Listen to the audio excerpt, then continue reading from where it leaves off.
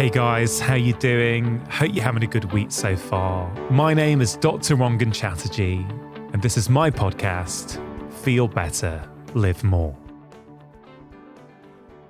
So, this is episode 500 of my podcast. Wow, what a journey.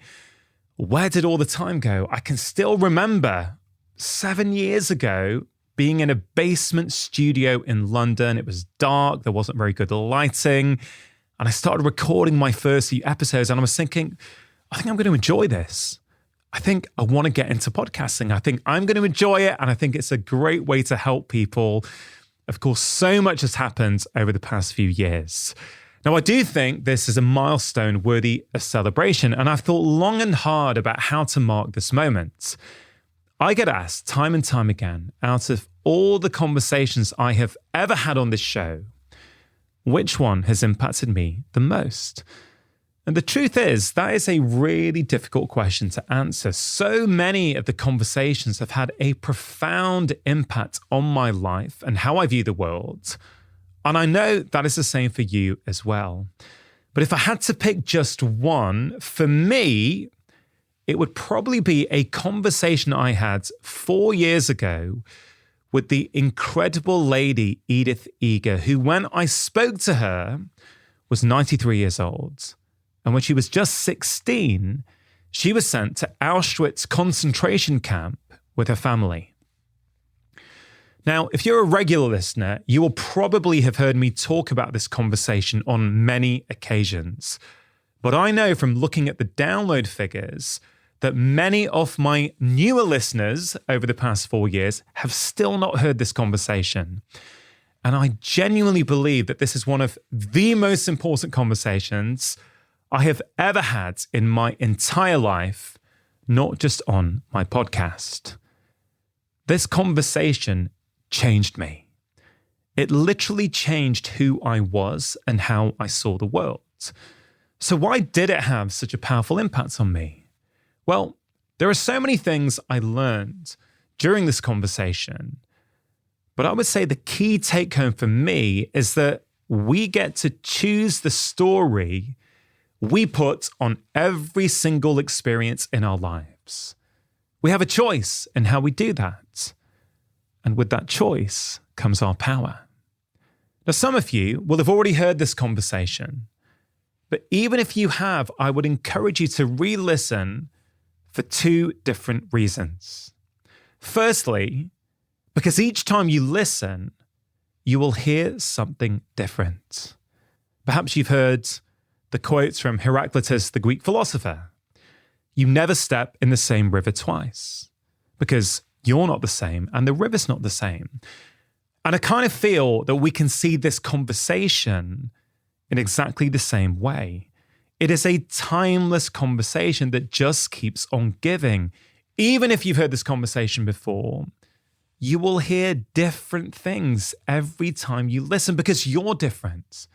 And so the wisdom that Edith shares will land in a different way with you than last time. The second reason I'd encourage you to re-listen is because there is a bonus extra at the end. Now, I did try and record a part 2 conversation with Edith a few weeks back, but unfortunately, it didn't go to plan. Since our first conversation, Edith is 4 years older, and over Zoom, we really struggled to have the kind of conversation we both would have ideally liked to have. And I honestly think that releasing that conversation would do Edith and her message a real disservice. However, I have just come back from 2 weeks in America where I was doing a lot of interviews for my upcoming book, Make Change That Lasts. And I had the opportunity to meet Edith in person for the very first time. She was hosting a live event with her grandson, Jordan. I went along, I spoke on stage. And when I came off, I had a bit of time put aside for me and Edith to catch up in person. So at the end of this episode, you will hear a short recording of my live face-to-face conversation with Edith from just a few weeks ago at the tender age of 97. Now, before we get into this episode 500, let me give you a quick introduction to Edith. She is a Holocaust survivor. She is a psychologist, and she's an expert in the treatment of post-traumatic stress. She is the author of 3 amazing books: The Choice, Even in Hell, Hope Can Flower, The Gift, 12 Lessons to Save Your Life, and most recently, she has released The Ballerina of Auschwitz, a retelling of her story for younger adults from a different perspective, which I have recently read. And like all of her books, it is simply sublime.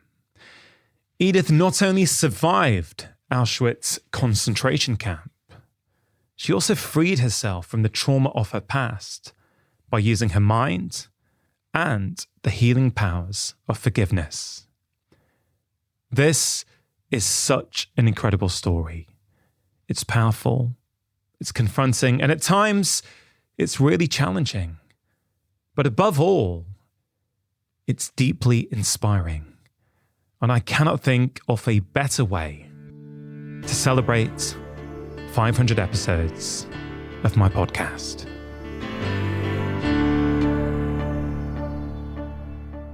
Edith, welcome to the podcast. Thank you. Thank you. I'm looking forward to have a very meaningful conversation.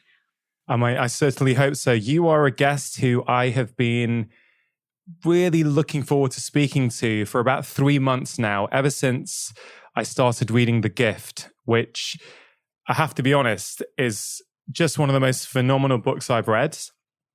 And it's gone straight onto my favorite pile. I have a pile in my living room where in the morning, where I'm just having my morning routine, I'll have a few books from which I just pick and read a couple of chapters from each morning. And your book has gone straight onto that pile. So thank you for writing it. Thank you for reading it. It is a self-help book. People ask me for it after The Choice. So you read the chapter and then there are the how-tos. And none of the talking does any good unless it's followed with an action. So you make a decision what you're going to stop doing or start doing, or more of the same. Yeah. You have a choice. And that is something, obviously, that's the name of your first book. But even that idea, it really rings through this book as well, that we've always got a choice. We always got a choice. And my name is not a shrink, but a stretch. So I'm hoping to stretch people's comfort zone, because when you change, you have to replace it with something else. So this is a good time out with me and you, that people can really take stock of their lives and see what they need to leave behind, what they need to rethink, and most of all, make a decision and putting it into action. Yeah, for sure. Now, I wonder if we could go back right at the start of this conversation. You say about leaving our comfort zones, and in quite an extreme way, when you were 16 years old, you had to leave the comfort of everything you knew. I wonder if you could take us through that step by step so we can really understand what happened to you at the age of 16. Well, there are 2 things happened. I was put in a place I was not prepared for. And I was told one thing and then I found another. I hear that a lot, especially with the military people who come back and they wanted to take their lives because they don't know how to readjust and rethink and redecide. And I think we're going through that same period right now. And it's a very difficult place to be when you don't know how long everything will last. It's not permanent. Hopefully, it's temporary. So I'm hoping that people use this time to take stock of their lives, whether they are able to hold on to things that are not working anymore, or are they able to redecide and risk, that's a very good English word I love, and risk to do something new that is very scary because you have the fear of the unknown. That's why people don't change. But change is synonymous with growth.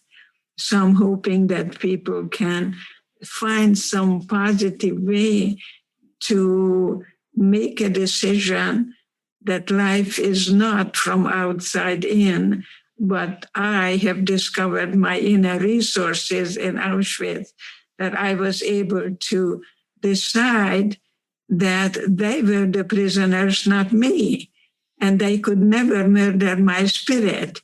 So it's not what happens, it's what you do with it. Yeah. Auschwitz was an opportunity. And today we have an opportunity to really decide whether we are holding on to hatred or recognizing that hatred is eating us up, and how to be a survivor and not a victim of anything or anyone or any circumstance. You say Auschwitz was an opportunity. Yes. You're saying that now as a 93-year-old lady, is that right? Yes. Which is incredible. Young. Yes, I don't. 93 years young. I love that. Chronological age doesn't count at all. But I think Auschwitz was an opportunity for an opportunity to discover my power within me that no Nazi could take away or touch. Could you take us through that day when you were, what was that day like? Was it just a normal day for you in your life? One of the things I always say in schools is what my mother told me in a carol car. We don't know where we're going. We don't know what's going to happen. Just remember, no one can take away from you what you put here in your own mind. I tell the children in school to watch the Karate Kid because the best power is the brain power.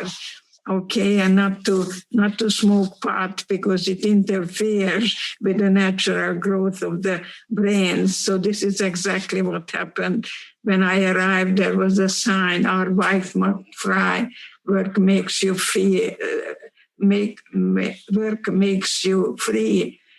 And it was chaotic. I didn't know where I was. I never heard of Auschwitz. But then we were separated. My father said, actually, we're just going to work and then we're going to go home. But that's not what happened. Because an hour later, he was in a gas chamber. So was my mother. So, and then I stood in line with my sister Magda. And there was a guy who was referred to as the angel of death. He was pointing to the left or to the right and pointed my mother to go to the left. And when I followed my mother, he grabbed me. And I never forget those eyes. I pay a lot of attention to eye contact.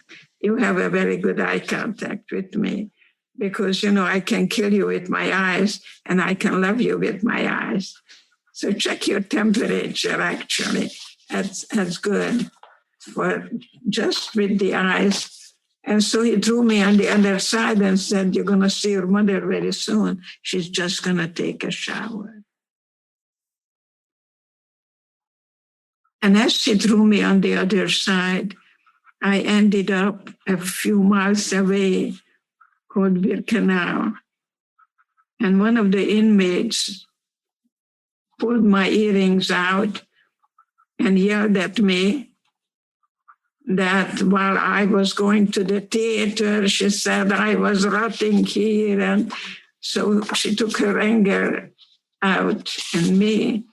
Today we call it displaced aggression, but I didn't know that. I just said to her, I would have given you my earrings. And besides, when will I see my mother? And she pointed at the chimney, and fire was coming out of the chimney, and said, your mother is burning there. You better talk about her in past tense.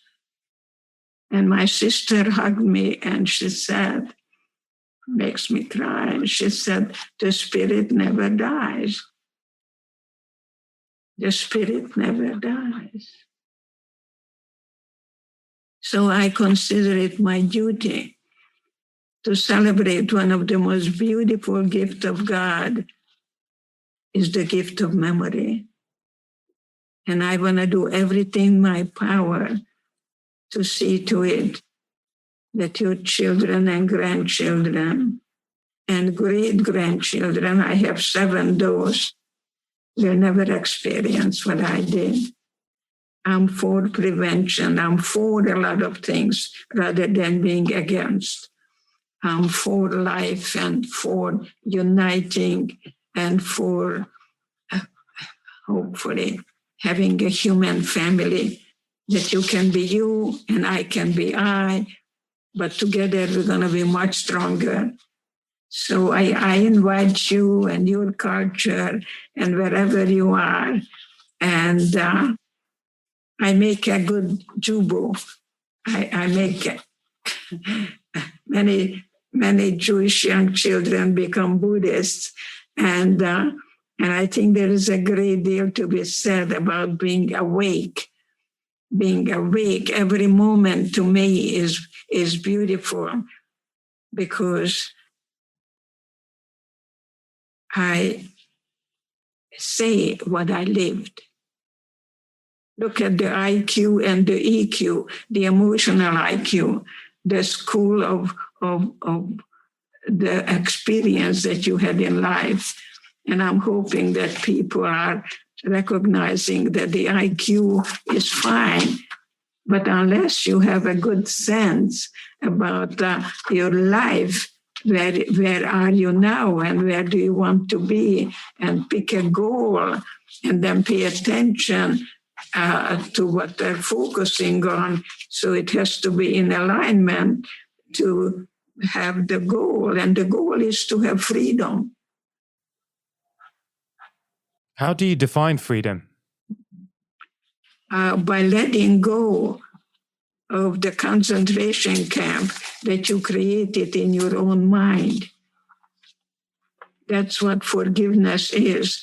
You give yourself a gift that you do not carry the people that you hate, that you release them, you let them go. That's why forgiveness is not about me forgiving you for what you did to me.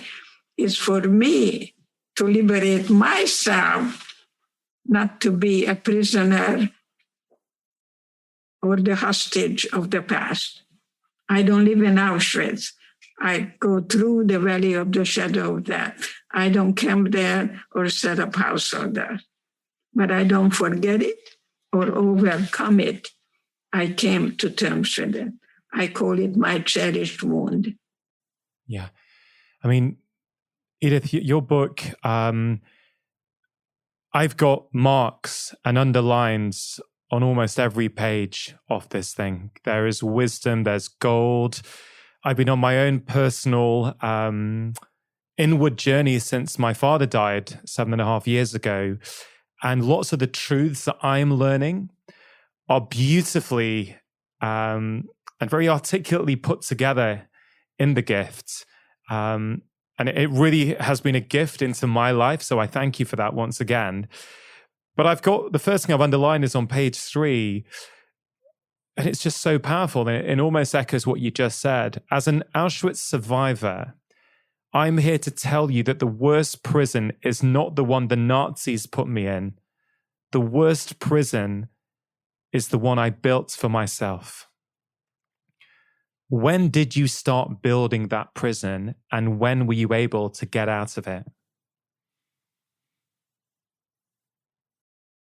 Before I answer your question, I like to ask you, how old were you when your father died? So I'm 43. Dad was 12, 7, so I was 35 years old when my dad died. So would you consider looking at it from a different perspective, that you didn't lose your father, that spirit was sent to you for 35 years, and you celebrate every moment, and then that spirit had to go home? I would, yeah. Just how you look at things. Yeah. Your father would be very grateful knowing that his son has a full life, that he's interviewing survivors, that he is an ambassador for peace. Isn't that a wonderful feeling? Just looking at the same thing from a different perspective. Yeah. Well, thank you So for let that. let me be your ophthalmologist, and recognizing that the prison is in our own minds and the key is in our pocket. We create the Nazi within us. I graduated with honors, and I never showed up for my graduation because I did not forgive myself that I survived. See, I didn't need a Nazi. I had in my mind, unfortunately, that part that didn't allow me to celebrate the freedom fully. Today, I won't do that. But I think the prison that we put ourselves in our own mind needs to be really examined, because every behavior satisfies a need. And when you have the victim's mentality, you're always going to find the victimizer. There is no victim without the victimizer. And it also gives you a secondary gain. It gives you the idea that you don't have to do anything, zero.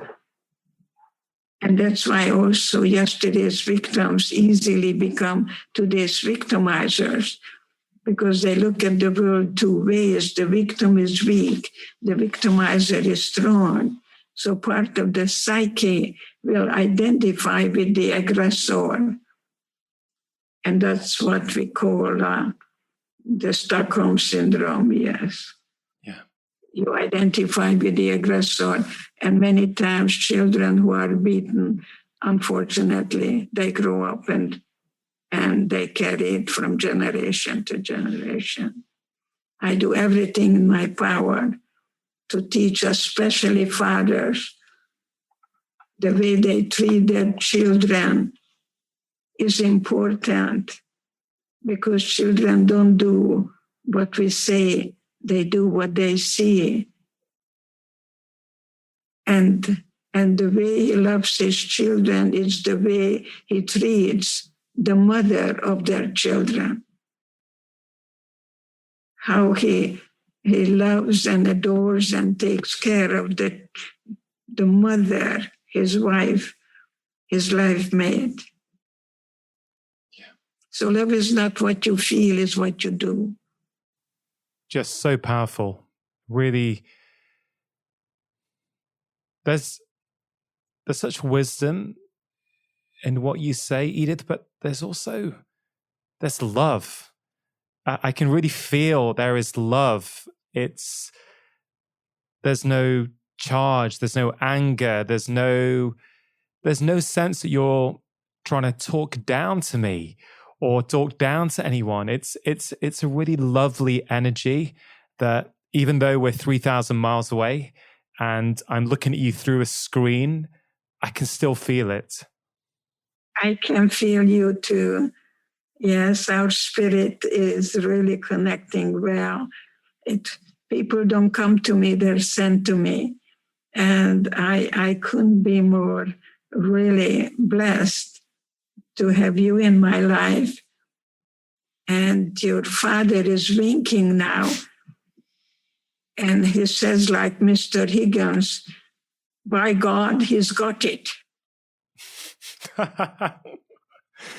Yeah, no, for sure. Why do you think it's so important for fathers, as opposed to mothers, to behave a certain way in front of their children?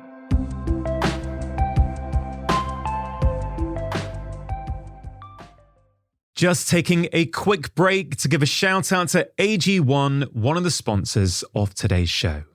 Now, AG1 has been in my own life for over 5 years now. It is a science-driven daily health drink with over 70 essential nutrients to support your overall health. It contains vitamin C and zinc, which helps support a healthy immune system, something that is really important, especially at this time of year. It also contains prebiotics and digestive enzymes that help support your gut health. And all this goodness comes in one convenient daily serving that makes it really easy to fit into your life. No matter how busy you feel, it's also really tasty as well. Now, the scientific team behind AG1 includes experts from a broad range of fields, including longevity, preventive medicine, genetics, and biochemistry. And I talk to them regularly, and I'm really impressed with their commitment to making a top quality product. For listeners of my podcast, AG1 are giving a special exclusive offer. You can get a free 1-year supply of vitamin D and K2 and 5 free travel packs with your first order. These packs are perfect for keeping in your backpack, office, or car. If you want to give them a try, just go to drinkag1.com/live more. This episode is brought to you by Airbnb. Now, my family and I just love using Airbnb. We often book an Airbnb for our family holidays, and I also stay in Airbnbs often when I'm traveling for work. I love the convenience and the fact that I can have my own kitchen wherever I go, which makes it so much easier for me to stick to my routine and eat healthily in the way that I like. Now, with Christmas and the holidays appearing on the horizon, I've been wondering, are you planning to be away, maybe a few days out of town, or even a bigger trip abroad? Well, if you are, I know that many of you are probably thinking about staying in an Airbnb. But have you ever considered hosting your own home, or perhaps even just a room in your home on Airbnb? I have many friends who do this, and they tell me it's a really easy way to make some extra money. So the next time you're away, you could do the same and earn a little extra to go towards household expenses, holidays, or even a few extra Christmas presents. Your home might be worth more than you think. Find out how much at airbnb.co.uk/host.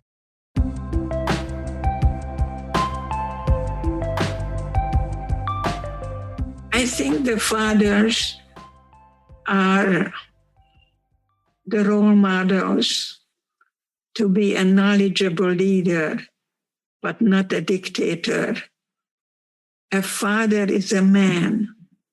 There are lots of males running around, lots of boys are running around, but a father who is a man is the knowledgeable leader, a teacher, a protector, a provider. You see, it's the family that is really totally protected by a man who was called upon to have a family that looks up at him, because respect is recognition. That you look at your father and knowing that he is not going to say one thing and do another. That's a definition of a hypocrite. So when the phone rings and you pick up the phone and you tell your father very quietly, Daddy, it's for you. And your father tells you very quietly, tell him I'm not here. And the following week, he's giving you a lecture about honesty. You're going to catch your father very quickly and say, hey, Dad, what are we talking about? Okay? Children see everything. They say, and I think that's very important with the children to be consistent. Yeah. I train parents to be good parents to themselves so they can be good parents to the children. Yeah. No, thank you for that. It's, I've been a father now for 10 years, and I've very much changed my parenting style over those 10 years. But a lot of that has come from me clearing out my own closet, looking in the mirror, being honest with myself, not trying to kid myself and saying, hey, listen, mates, you can't say this and do something different. And I totally agree with you. And certainly this has been my experience that kids don't do what you tell them to do. They do what they see you doing. And that really has been a huge motivator and driver for me to change, because I'm thinking, well, if I value my role as a father as one of the most important roles in my life, which I do, then what could be more important to me than addressing my past, getting rid of guilt, shame, anger, all kinds of toxic emotions that I have felt really until very, very recently. And by freeing myself from them, I parent in a different way. The interaction is different. It's more joyful, more happy. But it started with looking in the mirror and being honest with myself. Beautiful that you do that. And you're also called upon to be a guide to others, a guide from darkness to light, from prison to freedom. Respect is that someone looks at you and says, I want to be like him. So it's not what we feel, it's what we do, that we commit ourselves. And that's what happened in Auschwitz. We had to commit to each other. It was cooperation, not competition or domination, because all we had was each other then. And all we have is each other now. How can we empower each other with our differences? Would you mind if I asked you a few more questions about your experience in Auschwitz? Yes. Auschwitz was hell. I usually like to quote Hans Selye, who has a theory on stress. Yeah. And he says, anytime something stressful comes to us, we have two automatic responses. We either fight or flee. That did not work in Auschwitz, because if you touched the guards, you were shot right there and then. I witnessed that when people would go and touch the guard and they were shot. There is no way I could flee, because if I touched the barbed wire, I was electrocuted and I saw that blue body. So I knew what not to do. And I was able to turn the hatred into pity and decided that they were the prisoners. So I became a very talented schizophrenic. I did what I was told every day, but deep inside, I had my spirit. They could put me in a gas chamber any minute. I had no power over it. 4:00 in the morning when we stood, it was called the appel. They were counting heads. And they told us, if you don't feel well, just stay in the barracks. We're going to take you to the hospital. We had to discover, it was a place for discovery, that there was no hospital. There was the gas chamber. So don't ever stay behind because we'll never see you again. We had to learn very quickly the rules, not to fight or flee, but to stay in a situation and just kind of, one day at a time. I would say to myself, if I survive today, then tomorrow I'm going to see my boyfriend because he told me I have beautiful eyes and beautiful hands. So it's the way you think, you create what you think. That's important.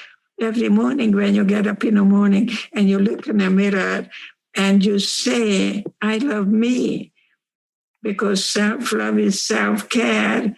It's not narcissistic. It's okay to love you and look forward to the day that you create your thinking, you create your feeling, and you create the behavior. So before you say anything, ask yourself, is it kind? Is it really very important and necessary? And if it's not, don't say it. I teach couples how to share silence. Don't ask, how are you? That's the stupidest question. People say, fine. And I tested that. I tested that because I was professor of psychology, and my student told me that in America, people are hearing but not listening. And I said, let's test it. Tomorrow morning, when you pick up your books, someone is going to say hi to you, and you say very quietly, my mother died this morning. Sure enough, the morning someone came, said hi to him. He said, hi, how are you? And my student said, my mother died this morning. And guess what happened? Oh, that's great. I'll see you this afternoon. People are hearing, but not listening. I like to be a compassionate listener, even to the white supremacy member who came to see me and told me how he's going to kill all the Jewish people, all the Black people, all the Mexicans, all the Chinese, and not to react. If I would have reacted, I would have taken that boy and dragged him to the corner. I would step on him and tell him, who do you think you're talking to? I saw my mother going to the gas chamber. But I think that the most obnoxious person is my best teacher. Yeah. So I think it's very good to look at the bigot in you. Yeah. It's there. There is a Hitler there. There is a Mother Teresa there. There is kindness. There is goodness. And I think it's very, very important to really change our thinking that can change our lives. Yeah. I'm getting shivers as you're talking, because these words of wisdom that you speak,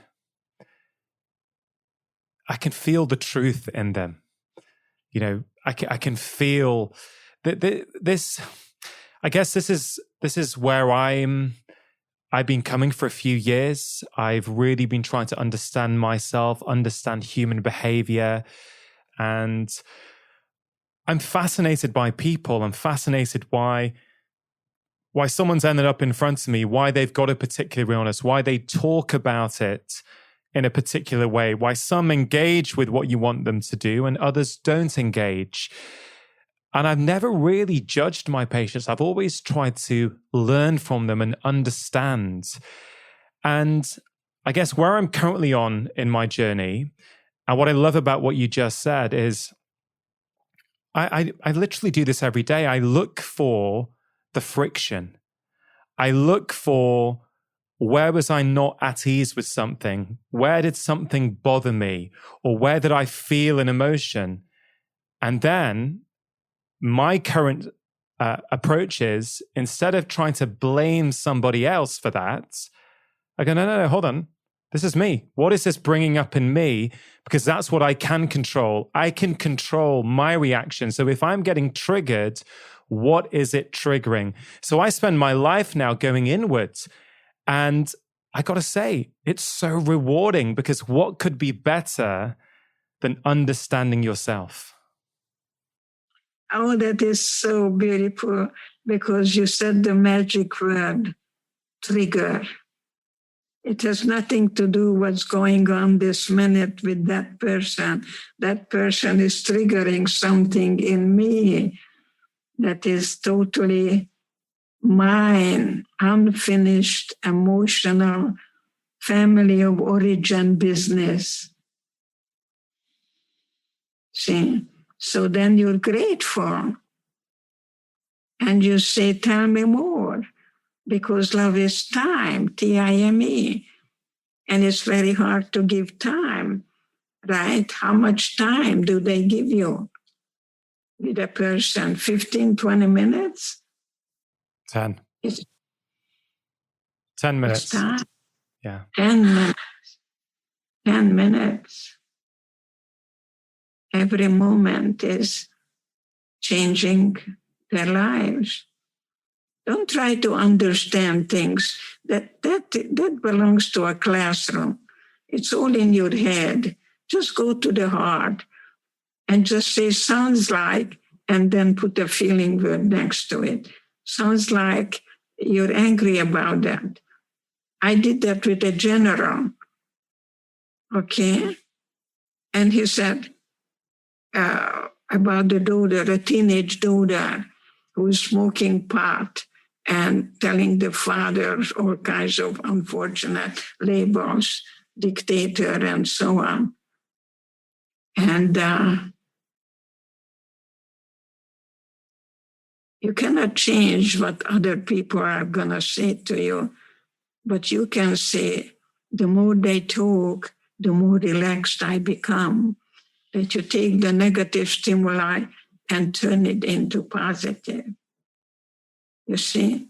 And then you say, I'm practicing my low frustration tolerance level. So I'm not a shrink, I'm a stretch. Yeah? You are a stretch. And they really are testing you, pushing your buttons too, not to react. Because when you react, you don't think, but how to respond. Just take a deep breath. You cannot change the external circumstance. I could not change that. But I actually looked at the guards, that they were the prisoners, not me, that I was innocent. And when a woman tells me somebody touched me inappropriately, and I don't know how to tell you because you were in Auschwitz. And I tell that woman, you were more in prison than I was because I knew the enemy. I was told I'm never going to get out of here alive. I was told I'm cancer to society. And the only way I will get out of here as a corpse. And they took my blood. Many, many times. And one time I asked, why are you taking my blood? And he said, to aid the German soldiers so we can win the war and take over the world. I couldn't yank my arm away, right? But I said to Miles, you stupid idiot. I was a ballerina. With my blood, you're never going to win the war. And so I had my humor, sarcasm, cynicism, whatever kind of humor. that really kept us alive. But it is very important for you to know that many people can do what you can do, but not the way you can do that. You're unique. You're one of a kind. I love the way you are with me.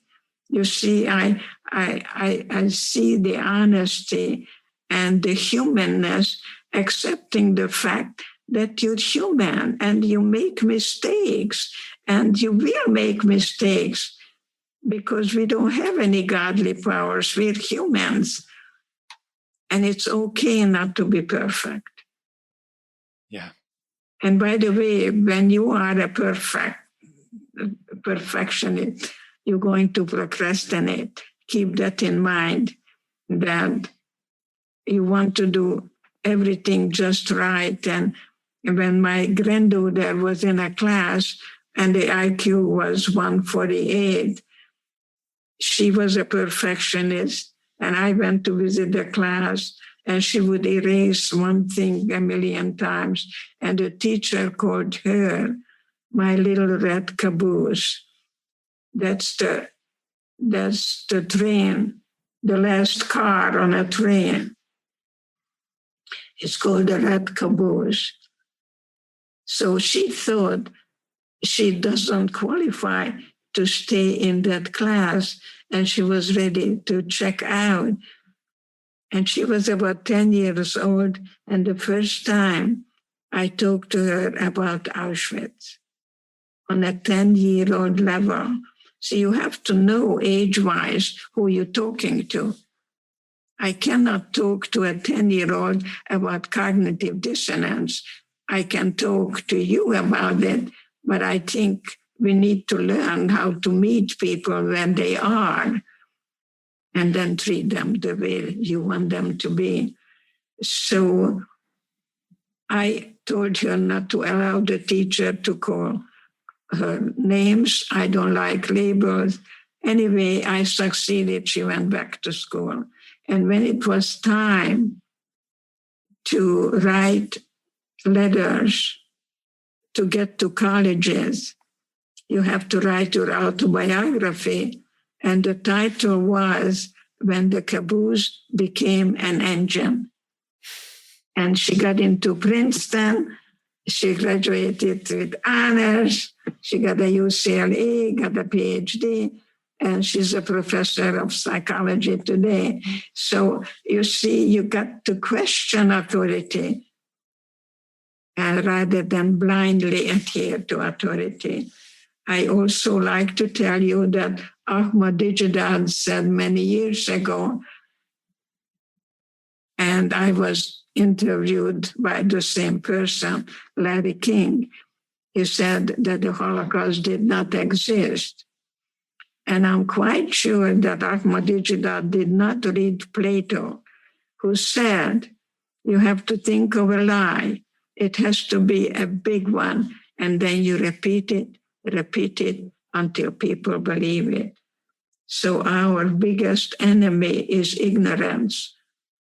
And it's very, very important to look at the small towns when people are hearing a preacher and talking against this one or against that one, and be sure that children question authority rather than blindly adhere to authority.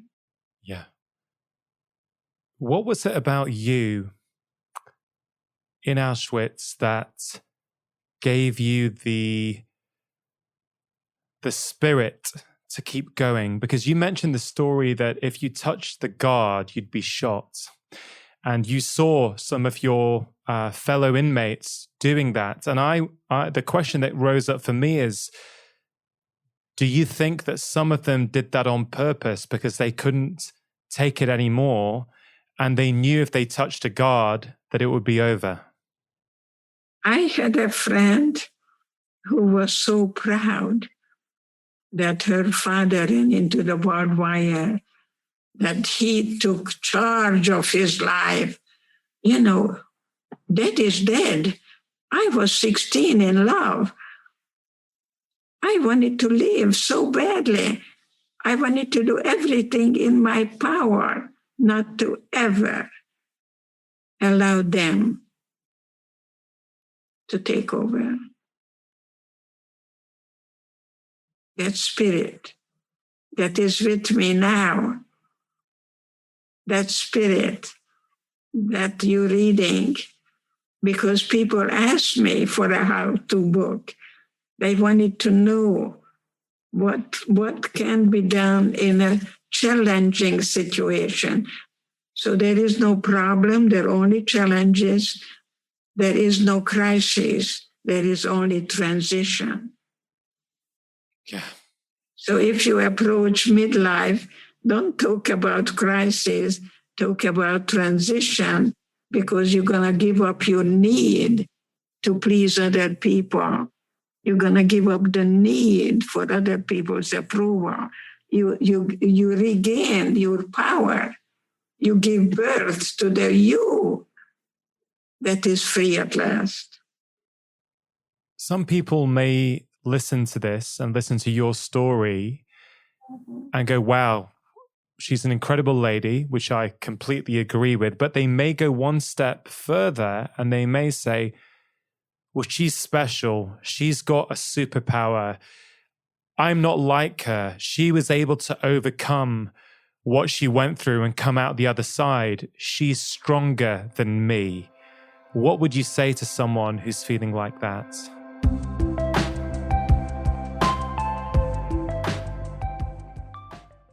This episode is sponsored by Thriver, the app that helps you listen to your blood and get personalized guidance on how to optimize your health and fitness. Now, I think regular blood tests can be a really valuable tool that can help tell us which lifestyle changes are working and where we might need to make changes. And Thriver is the perfect tool to help us do that because they make it really simple. You just take a blood test at home, which is really easy, send it off, and then you get all of your results in a matter of days in an easy to understand app. And all of your results come with personalized, actionable lifestyle advice from doctors. You can then test again in a few months' time and learn what's working well and where you might need to make some changes. For example, your average blood sugar, known as your HbA1c, I think is a really important marker that gives you information on the state of your metabolic health. And I personally like to check it every 3 to 6 months to make sure it's staying in its optimal range. The Thriver app is what I use to help me do this, and it offers many different options. You can do general, non-specific blood testing, or get more focused on things like hormonal health, heart health, sports performance, and nutrient levels. For listeners of my show, Thriver are offering an exclusive offer of 20% off your first Thriver cycle when you enter the promo code LIVEMORE at checkout. Just visit thriver.co to get started today. That's thriva.co. Thriver, listen to your blood. Ever have one of those days when everything seems to go wrong, and before you know it, you've slipped back into those habits you're trying so hard to avoid, like sugar, doom scrolling, and wine? When it comes to making changes in our lives that actually last, most people think the solution is to try harder, but this is simply not the case. In my new book, Make Change That Lasts, I reveal how exactly you can break free from the habits that hold you back. What many of us don't realize is that our behaviors follow our beliefs. So when you change your beliefs, and my book will show you how to do that, you'll spend less time having to think about your habits because they'll happen automatically. Make Change That Lasts, the #1 Sunday Times bestseller, is available to buy now all over the world as a paperback, ebook, and as an audiobook, which I am narrating. And if you've not got your copy yet, what are you waiting for?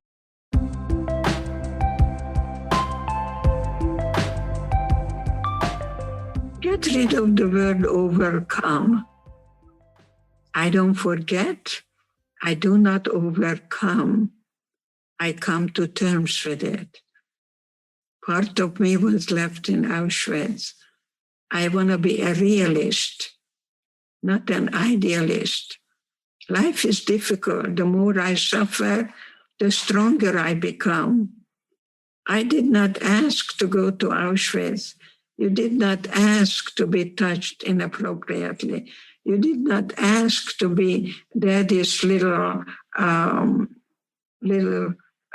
woman, like when you watch Gone with the Wind, the movie. It's a wonderful movie to talk about and take every one of those wonderful characters, that he doesn't take his wife to London, he takes the little girl to London.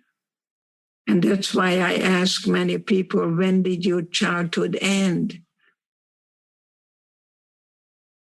See? Because many children have to take care of their parents. If father is an alcoholic, if mother doesn't get up until 4 o'clock in the afternoon because she has migraine headaches, I think it's very important to ask yourself, when did my childhood end? If you're a child of an immigrant, my little girl was 2 years old when we came to America. She taught me how to speak English. She taught me how to buy peanut butter. I never saw peanut butter in my whole life, or tuna fish, so the children become parentized. So you got to kind of see whether you went through the ages and stages of life. The person to really study is Piaget, and Piaget, as a Swiss psychologist, studying the ages and stages of our development. And many people are grieving over a childhood or the teenage years they never had. Yeah, no, for sure. One of the things I've heard you say before is, I don't want you to hear my story and say, my own suffering is insignificant. I want you to hear it and say, if she can do it, so can I. And it was such a wonderful thing to read. And it sort of partners very nicely with another thing you say in the book, which is there is no hierarchy in trauma. And I think this is such an important point. And actually, this morning, I'm talking to you in the British evening. I'm sure it's morning, I think, for you in California. And I had a conversation with someone today about just about racism and actually how we can talk about race to our children. And as we were talking about it afterwards, this whole idea came up that sometimes in life, if we hear that someone has suffered more than us, there's often a guilt that happens. And we think, oh, well, I can't really tell them how I'm feeling because my suffering is nothing compared to theirs. And I thought the way you put it in the book, there's no hierarchy in trauma, was just so beautiful. No, because it's in my book, The Choice, when a woman came and the daughter was dying of hemophilia, and we cried and cried. And the following hour, someone cried the same way because her Cadillac was delivered and it was not the same shade that she expected.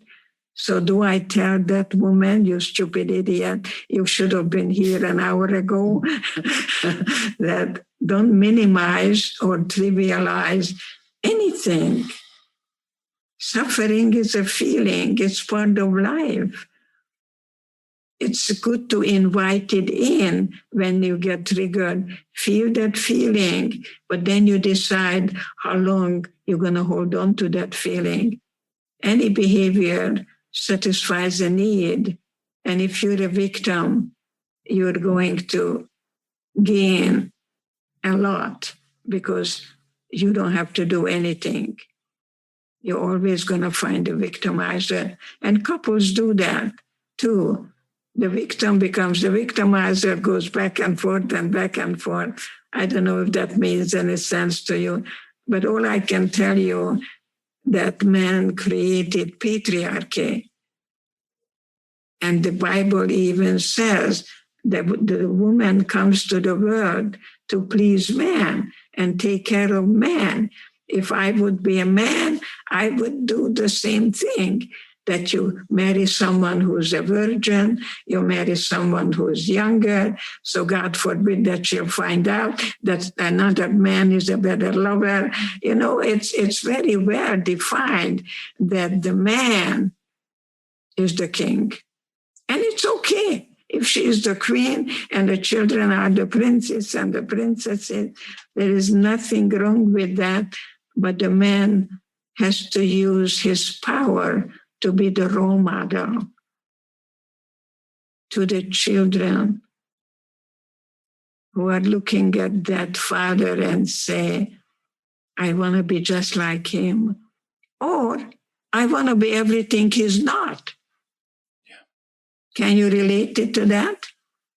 Yeah. That a boy especially looks at dad and says, I want to be just like him, or there is no way I'm ever going to be like my father. And guess what? He grows up and he decides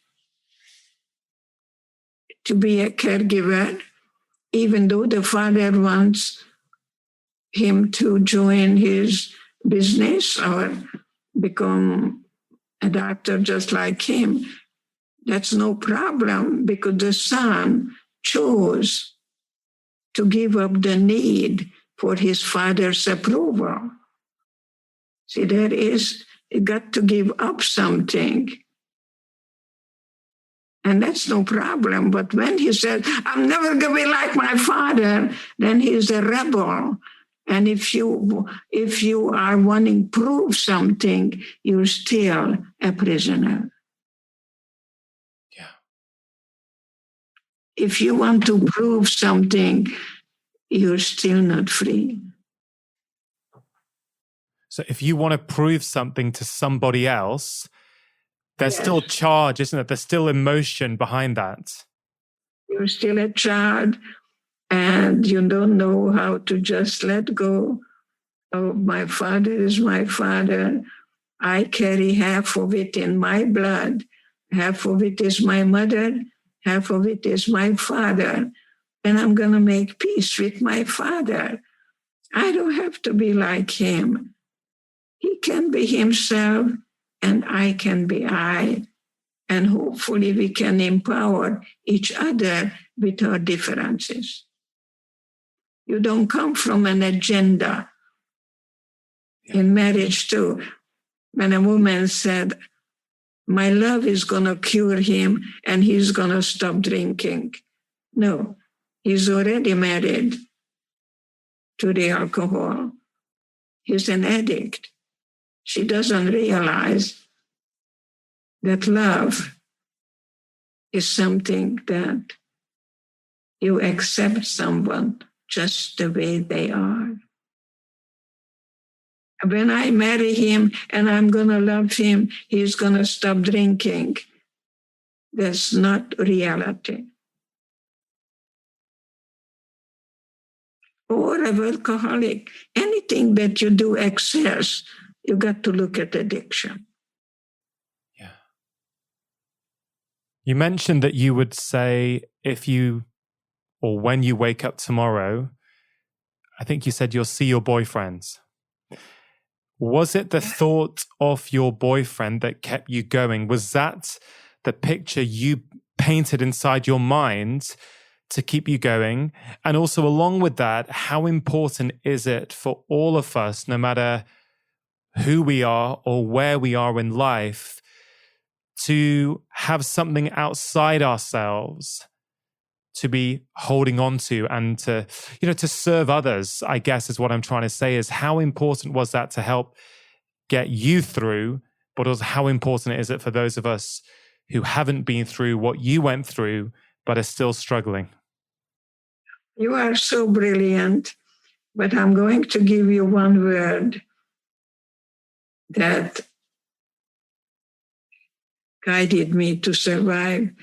And the word is curiosity. I always wanted to know what's going to happen next. I was curious. there is no way I wanted to ever do anything other than wanting to know what's going to happen next.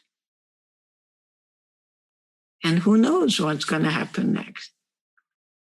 You may find your freedom, and you may find out that you can discover within you that you never thought was possible, that no one can take away the way you think about anything, your attitude, your responses, your opportunity to pray for the guards because they were the prisoners. So it's just what you think you create. That is very true. So if you use words like I always, I never, woman tells me, I got to find a man. And I say to her, you know what? If I were a man, I would run from you. See, she's operating on a very negative, self-fulfilling prophecy. I'm always this, I'm never that. Get rid of those words. Yeah. They are absolutistic. Just say, up till now I did this, and now I can read the gift and I have a choice. The more choices you have, the less you feel like a victim. You bring up this very important concept of language and the words we use to describe things. Now, I'm going to share with you that I actually, generally speaking, no longer say, to my knowledge, I lost my dad. But for some reason in this conversation early on, it popped out. So clearly I haven't fully eliminated that, because normally I don't say it anymore, but for some reason I did. And why I'm sharing that is because I've been really feeling over the last few years, and this is something that my wife and I spend a lot of time with our kids doing, is being very mindful of words. Like if the kids say, oh, I'm never good at it. It's all that always happens. It's like, hold on. Is that true? Is that really true? How about we rephrase that? Or if they say something like, oh man, I need that. Do you need that? And I tell you, my daughter, who's only 7, she gets this. Like she calls me out now. Daddy, do you need that? Oh, you mean you want it? I'm like, okay, thanks, darling. Thanks for letting me know. So I guess what I want to ask you is, how important are the words we use? And then you're writing this brilliant, world life-changing books in your 90s. But how can we teach those lessons to children so they don't need to wait till midlife and later life to learn what you've learned and what you're trying to teach us now? Beautiful. Needs are things without which we cannot survive. Period. We need to breathe. Without air, we cannot go on beyond 4 minutes. We need to sleep. After 3 days, we hallucinate. We need to sleep. We need to eat. Eventually, I know for about 2 weeks, I didn't get any food. I know that Gandhi went possibly a month without food. When people say, I need to go downtown, I need to take care of this and that, and that's not a need, that's a want. And why is it important that we get this right? Because some people will go, yeah, but this is just colloquial talk. It doesn't matter. But I suspect you think, as I do, that it actually does matter. It does matter.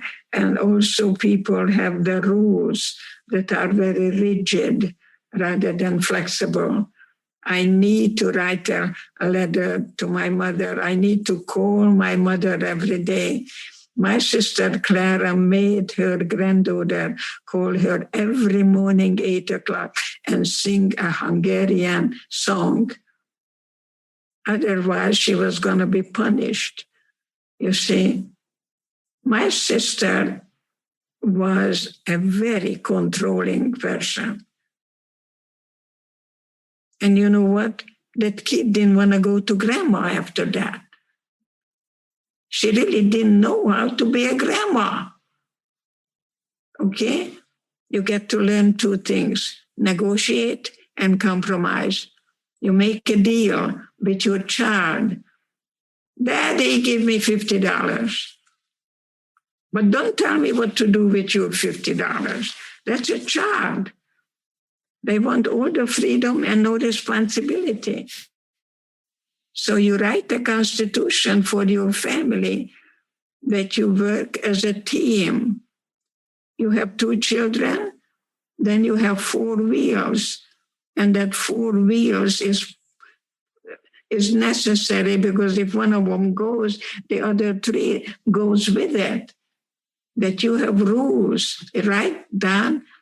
America has a constitution. You write your constitution. Yeah. But there is no punishment, only consequence. So if you don't do this and this and this, that means the weekend you stay home. See, you talk about rules, and the children are part of the decision-making process. It's not me telling you what you should do. Get rid of that word. You could. It's called assertive discipline. So if I'm a school teacher, I am certified, and if you make noises in my class, I'm coming to you and tell you, I get paid for teaching this class. And if you make noises, it really interferes with my process. So you see, I'm giving you a choice to leave or stay here quietly. Yeah. Because there is no freedom without responsibility. It's anarchy. Yeah. So love is, again, not what you feel, it's what you do. And you do for the betterment of that family. And I think you can teach the 7-year-old how to put the dishes in a dishwasher. It has to be age appropriate. Yeah. So you have a 7-year-old daughter and? A 10-year-old son. Okay. So the 7-year-old daughter will tell you, I want to go to bed when my brother goes to bed. I don't want to go to bed earlier. Am I saying something? Yeah. Okay. And I hate you, Daddy. I hate you, Mommy. And I say, and the child says, why do I have to go to bed early? And why do you tell me? And Mommy said, because I'm a good mommy, and that's what good mommies do, rather than because I said so. That's stupid. What do you mean I said so? That's how I grew up. That's how I grew up. Because I said so, there was no conversation. So what do you want? What kind of family do you want? Yeah. Do you want dictatorship? Do you want to be a knowledgeable leader? I'm sure you are. I don't have to tell you any of that. You create an atmosphere where children can feel any feelings without the fear of being judged. Yeah. So there is no right and wrong, bad or good. No.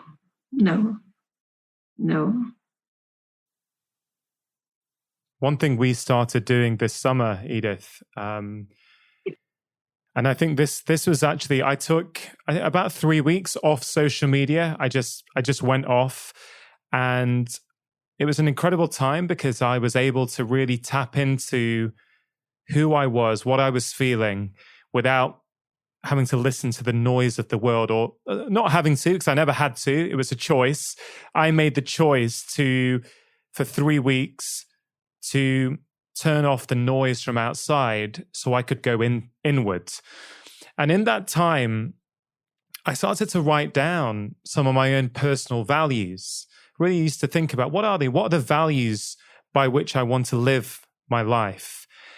And then I had the idea, I was walking in the woods thinking about it. I thought, oh, why don't we do this as a family? And so one dinner time, or just before mealtime, I think, we sat down, the 4 of us, and we all had to contribute, and we came up with 5 values or so, and we all had to agree. So I said, Mummy and Daddy can't enforce any of these values at all. We all have to agree. So once everyone had a chance to come up with their own value, and we went around the table and everyone had to say whether they agreed or not. And what's been really great about it, and this is just an experiment that I've been trying with my wife, is that if one of us has done something that is not aligned with that value, then the conversation goes, like, let's say it's one of my children. The conversation is, okay, so was what you did there aligned with the values that we've all agreed on? And I'm finding it really effective, because it's not anyone telling one another what they've done or what they haven't done. It's really treating people with respect and saying, hey, look, we all agree to this. Yeah, actually, you know what? I've done something that's not aligned with that. I'm going to recognize that and make a change. Is that the sort of thing you're talking about? Well, I like things to be written down. So you avoid what I thought you said, I think you said, and no, you write down what if this happened, then, and then you hear your child saying, because sometimes we say, I understand, when we don't. When I came to America, people spoke to me and they wanted to know if I really get it. And I would say yes, even though I had no idea what they were talking about. So I think you want to be sure that you hear exactly when you write it down and sign it on a dotted line and have it notarized that those are the rules. Yeah. We are for cooperation, not competition or domination. But I was made before you, and that's why I am an adult. And your brain doesn't develop until you're 25. So a child does not play with a full card until they're 25. And that's why you have to really know how to talk to a child who is limited, not limitless. You got to study the ages and stages of development. You talk about cooperation, and one of the many striking things about your life story that I've read about is how even in Auschwitz, kindness and cooperation was absolutely key. It was key for you to survive. And actually, not only was it key for you to survive, it potentially saved your life at a point later on, I believe, when you were starving and very, very hungry. Right. When Dr. Mengele gave me a piece of bread, I could have gobbled it all up. And I chose to climb up and share it with the girls. And later on, when I was in the death march, going from Mauthausen to Gunskirchen, and if I would have stopped, I would have been shot right away.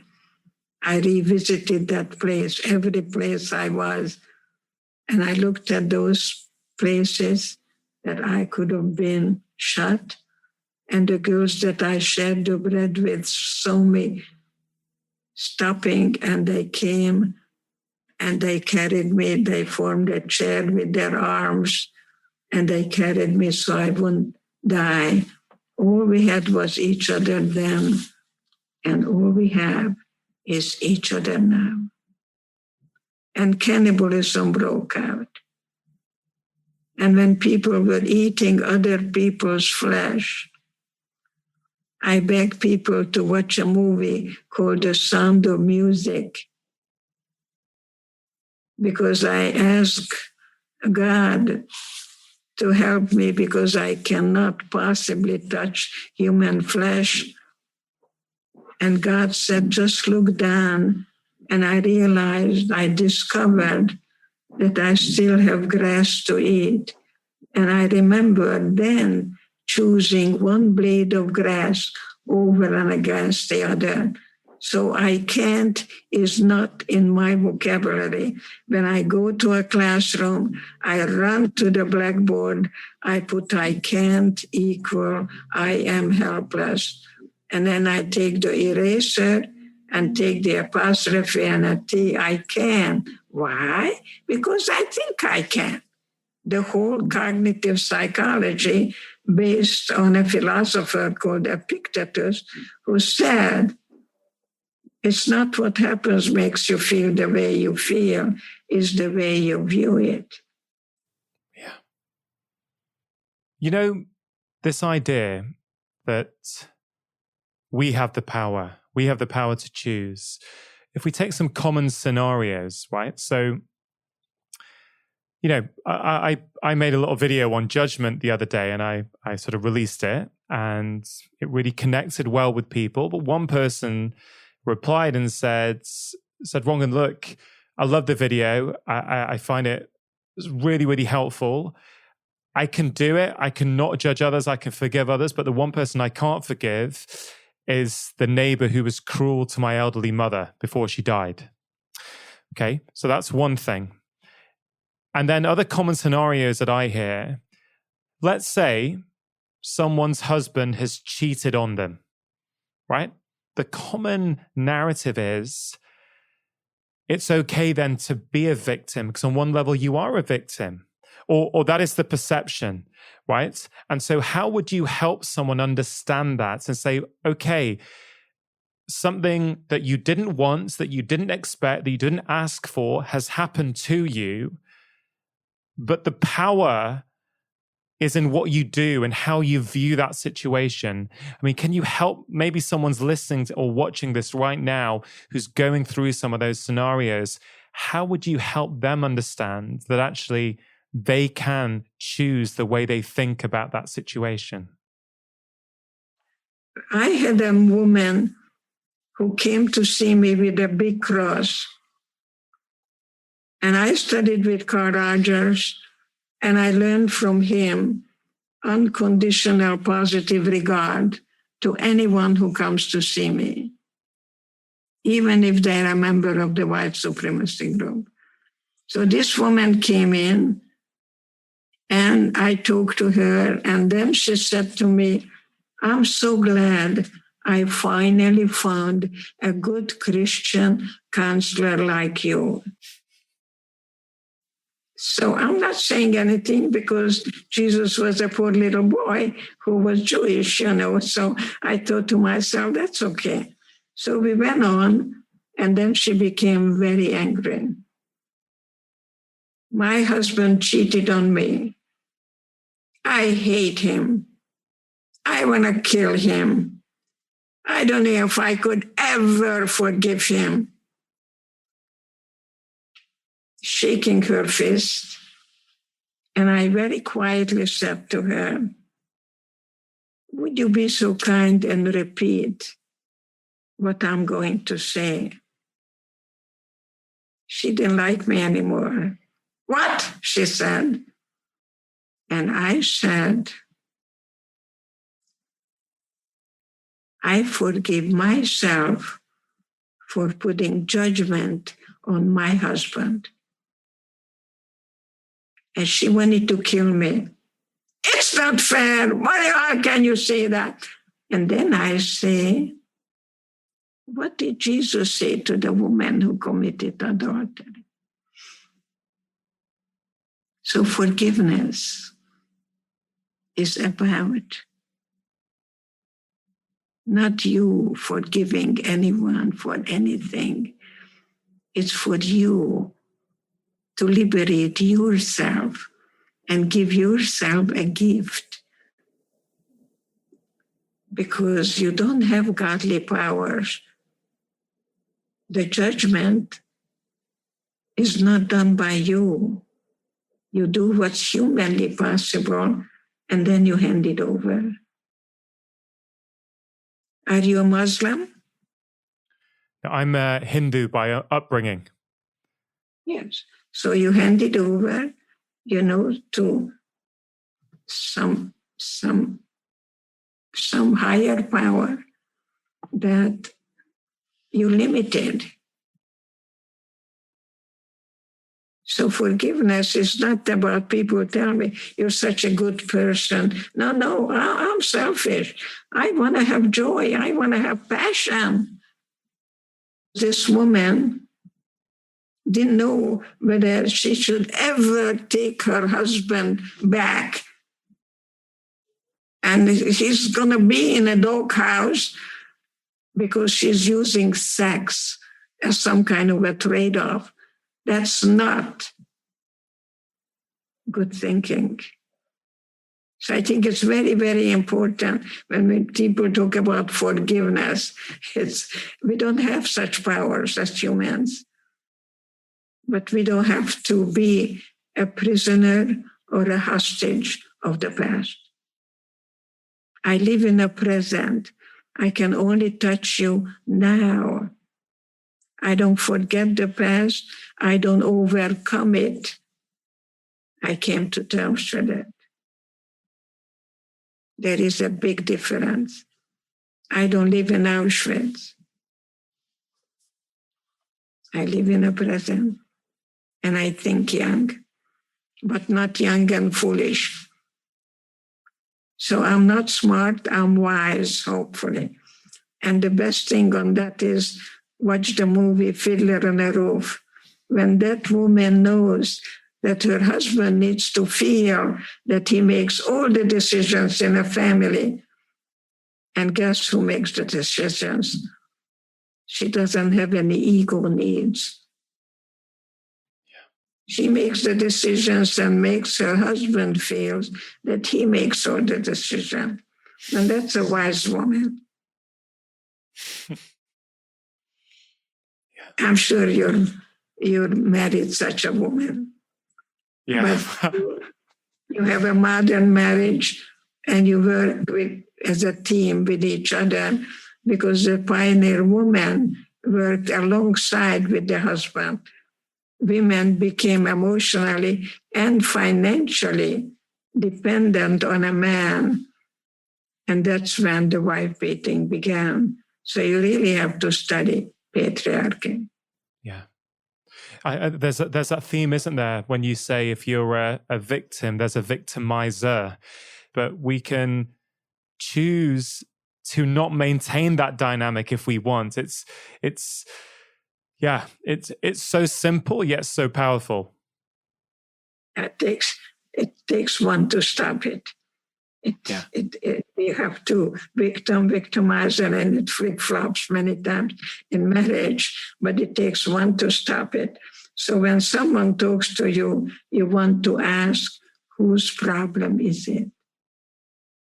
Because when people want to put that monkey on your back, you very gently put it back where it belongs. Yeah. Otherwise, you become a rescuer. Yeah. I mean, on the subject of couples, there's a line that I wrote down from the book. When a couple say they never fight, you say that you don't have intimacy either. And that stopped me in my tracks. And I wonder if you could just expand upon that, please.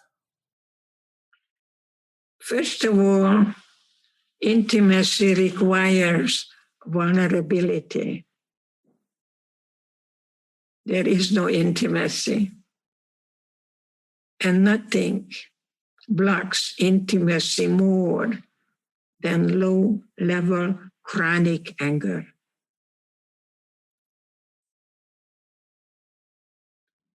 So I tell you what many wives do from my 40 years of experience. She doesn't want to go to bed with him. She really doesn't want to go to bed with him. She's tired. But then she does because she thinks she should. That's what good wives do. And then she resents the fact that she did something that she didn't want to do, and she can fluctuate from guilt to resentment. That's not good. It's not good. So you got to really take time out and see how you can find intimacy and have non-sexual intimacy. Because when you say, let's go to bed, you may not know what you're really saying. She thinks what you're really saying, let's have sex. But you just say, let's go to bed.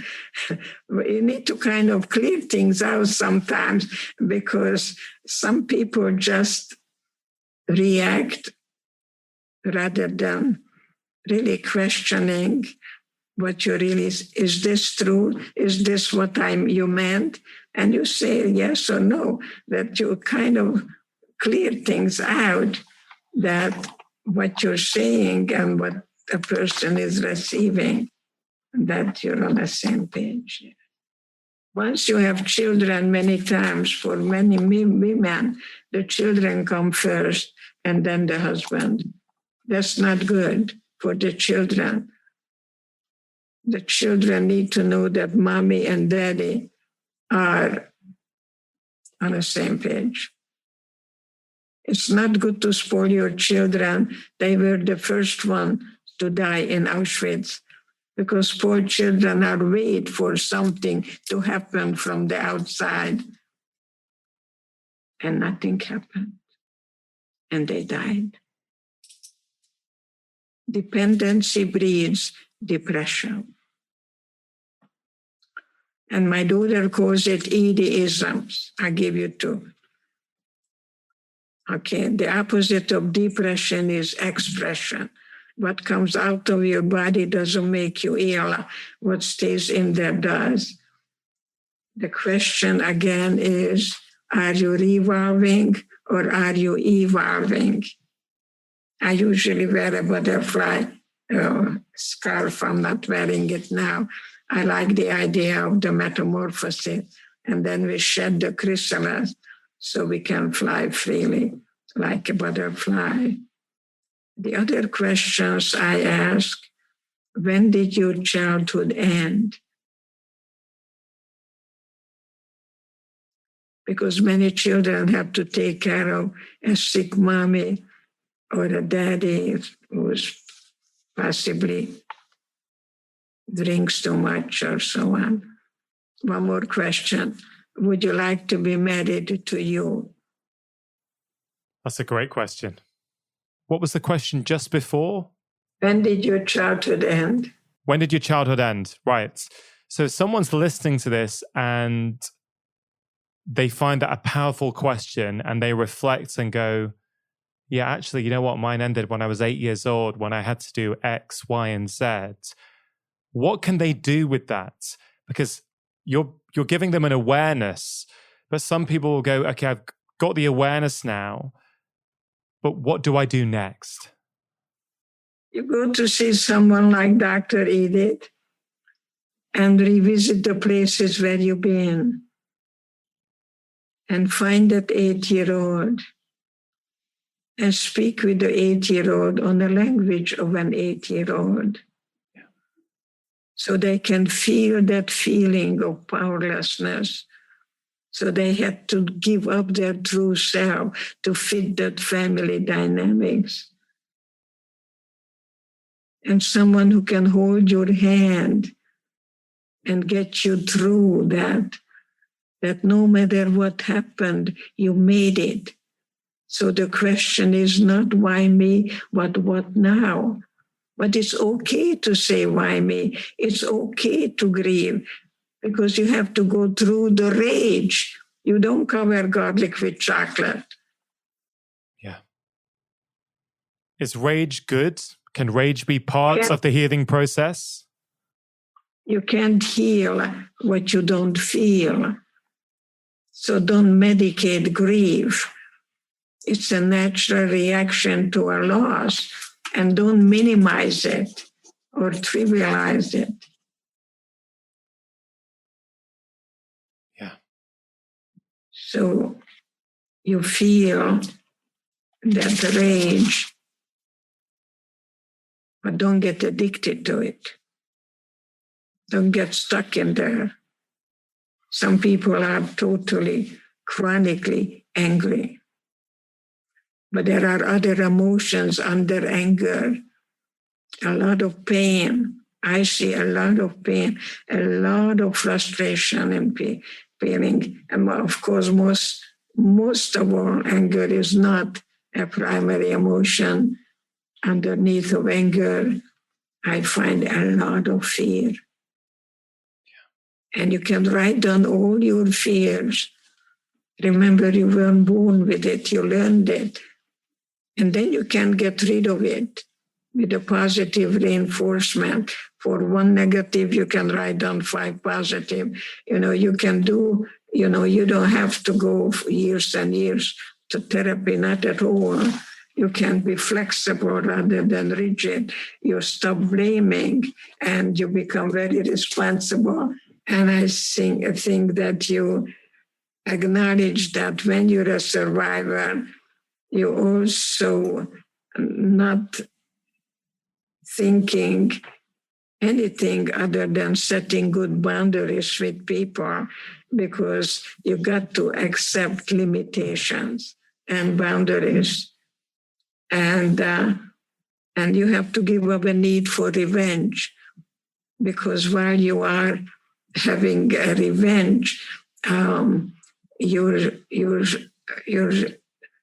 you're very punitive and very vengeful, and it's not going to give you the spiritual freedom that forgiveness does. Yeah. Edith, look, I want to be very respectful of your time. You know, I really have had shivers on many occasions during our conversation. I think what you've been through, what you're now sharing with us, has so much value to all of us. And I really will take from this that it's, if she can do it, so can I. I want everyone who's listening to this, if she can do it, so can I. I think it's a wonderful, wonderful sentiment. I got to say, I can't recommend your book, The Gift, more. I think it's essential reading for everyone. I think it's a gift that will keep on giving, because you'll come back to it, as I do at various times on different mornings when different things are going on in my life. And the phrases have a slightly different relevance. And, something happened yesterday where I got triggered. Oh, that's a nice little reminder. And so I really think it's one of those books that people can dip in and out of. And I think it's a wonderful, wonderful gift to the world. Edith, my dream would have been to have done this face-to-face. Until the pandemic, I did all my conversations face-to-face. I'd come to LA twice a year, do face-to-face conversations. I very much hope at some point in the future, if things do return where people can travel and visit, it would be an honor to meet you face-to-face one day and continue this conversation. I love to have you in my home. I love you to meet my assistant, precious Katie, and to be always solution-oriented rather than problem-oriented, and not to blame, but to be responsible for what we're thinking, feeling, and behaving. Yeah. You're a wonderful role model. I love to see you in my kitchen cooking some Indian food. That's a deal. That's a deal. I will come to your kitchen. I will cook you something when this is all over. But just to finish off, Edith, for people listening now, for someone who's struggling in their life, who feels they can't see a way out, have you got any closing words that people can use as inspiration to take them on in their lives? Just a little mantra. Yes, I am. Yes, I can. Yes, I will. Yes, I am. Yes, I can. Because it is temporary what you're going through. So you have a choice. You have a choice. Embrace that feeling. Invite that feeling in. I hope my book is going to be in a hospital. And there are no crises. There are only transitions. There are no problems. There are only challenges. Edith, it has been my absolute honor to have almost 2 hours with you today. Thank you so much. And I really, really look forward to next time we get to talk in person in your kitchen. Namaste. Namaste. That was my conversation with Edith Eger when she was just 93 years old. And now you're going to hear a short recording of me talking to Edith just a few weeks ago, live in San Diego at the tender age of 97. Edith, you share so many powerful messages with the world. Yeah. If there was only one message that you could leave with people out of all of your messages, what is the most important message that we all need to be happy? Meet your genuine self. Do you want to know what you have picked up in your lifetime to where you are in the present? But you don't live in the past. You live in the present. I can only touch you now. And so think about your thinking. Yeah. That's a good message. Yeah. Don't say what you don't want. Just concentrate on the do's and the yeses rather than don't and no. Yeah. Edith, in the world today, many people are thinking about living longer, and they're thinking about longevity and how can I live maybe forever. Yeah. You're 97 years old now. How do you think about life and death? The best with your limitations. We're not limitless. At 97, I don't do that many high kicks. But I do the best I can to be genuine. I think it's good for us to have a good mind and a warm heart. Yeah. Well, Edith, as I mentioned on stage, you've touched my life so much. It's such an honor to meet you in person. Like, it really is. My family know how much you've meant to me. My audience, my readers, you're in both of my last 2 books. I talk about you in my book on happiness and in my new book. That's how much of an impact you've had on me. And I just want to say a big thank you. Thank you so much. Thank you. Thank you. Yeah. You're a big boy. You're a big, beautiful boy.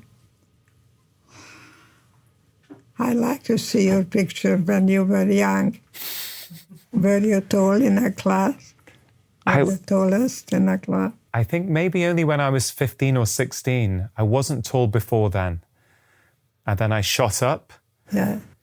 But I've been afraid of my height for years because it made me stand out. And now I'm very happy to be tall. I'm happy to be myself, basically. I think it was Rollo May who said the opposite of love is not hate, but fear. So it's good to write down all your fears. Yeah. And I think that would be good to know not what comes out of you so much, but what you're still keeping inside. And it's good to be a good therapist to yourself. Yeah. And see how you can not just take care of others and thinking that you're selfish when you don't. Yeah. So maybe you and I can work together. We can work together very well. We could do the grand rounds together. Oh, I'd love to do a grand rounds with you. So you do the work and I'll show up. Well, Edith, thank you. Thank you for putting on this event, and thank you for everything that you do. I truly appreciate it. So, what did you think? Was that your first listen, second listen, or even perhaps your third? The reason I started this podcast and the reason I continue releasing episodes every single week is because I believe that together we can create a healthier, happier, more compassionate world. And I believe that the way we do that is through powerful, uplifting conversations like the one you have just heard. Now, every week I remind you to think about one lesson that you can start applying into your own life and a lesson that you can teach to somebody else. But for episode 500, I have one more thing to ask of you. I believe that a conversation like this one should be going viral. If more people heard conversations like these, there is no doubt in my mind that we would have a healthier and happier world. So my ask of you this week is to take a quick pause right now and think of 5 different people in your life who you think would benefit from listening to this episode.